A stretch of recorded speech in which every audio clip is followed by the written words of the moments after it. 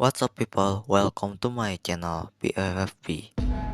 Di video kali ini, mari kita sedikit membahas tentang sejarah perlawanan, yakni Perang Jawa. Sebelum itu, apa itu Perang Jawa? Perang Jawa adalah konflik besar antara pihak Hindia Belanda dengan rakyat Jawa yang dipimpin oleh Pangeran Diponegoro. Perang ini berlangsung dari tahun 1825 hingga 1830, terutama di wilayah Yogyakarta dan sekitarnya. Perang ini dikenal sebagai salah satu perang terbesar di Indonesia melawan penjajahan Belanda. Mari kita langsung saja ke latar belakang. Di latar belakang ini ada dua sebab. Yang pertama sebab umum, yang kedua sebab khusus.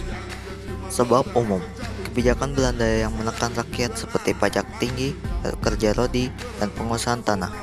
Kehidupan sosial ekonomi rakyat Jawa semakin menderita. Campur tangan Belanda dalam urusan keraton Yogyakarta sehingga menimbulkan keresahan. Adanya ketidakpuasan bangsawan Jawa terhadap dominasi Belanda. Sedangkan sebab khususnya pembangunan jalan di wilayah Tegalrejo, yaitu tempat kediaman Pangeran Diponegoro, tanpa izin beliau. Rasa tidak hormat Belanda terhadap adat istiadat Jawa. Yang kedua, jalannya peristiwa secara timeline. Pada tahun 1825, Pangeran Diponegoro menolak pemasangan patok jalan di Tegalrejo, memicu pecahnya perang.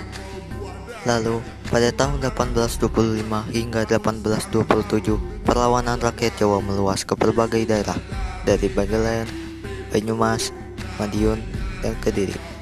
Pasukan Diponegoro menggunakan taktik gerilya. Dilanjutkan dari tahun 1827 hingga 1829, Belanda menerapkan strategi benteng stelsel, yaitu membangun benteng kecil di berbagai daerah untuk mengepung gerakan Diponegoro.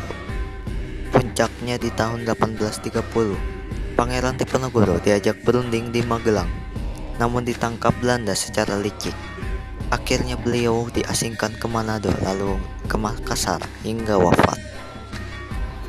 3. Dampak positif adalah membakar semangat perjuangan rakyat di daerah lain untuk melawan penjajahan, melahirkan tokoh-tokoh pejuang besar yang dikenang sebagai pahlawan nasional, menjadi simbol perlawanan nasional terhadap penindasan asing. Dampak negatifnya adalah banyak rakyat yang tewas, sekitar ratusan ribu korban, kerugian ekonomi dan kerusakan desa-desa. Rakyat semakin ditindas dengan pajak untuk menutupi biaya perang Belanda. Yang keempat adalah tokoh pihak pejuang. Pangeran Diponegoro, pemimpin utama; Kiai Mojo, tokoh agama; Sentot Ali Basya Prawirodrijo, panglima perang; Pangeran Mangkubumi, pihak Belanda, Hindia Belanda; Jenderal Hendrik Marcus de Kock, pemimpin Belanda; Presiden Yogyakarta dan pejabat Belanda lainnya. 5. Pengaruh hingga saat ini. Secara non-fisik, Perang Jawa memberi inspirasi tentang semangat nasionalisme dan pantang menyerah.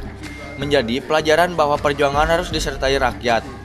Secara fisik, peninggalan berupa benteng-benteng Belanda, sisa strategi benteng sel-sel, makam Pangeran Diponegoro di Makassar menjadi situs sejarah nasional.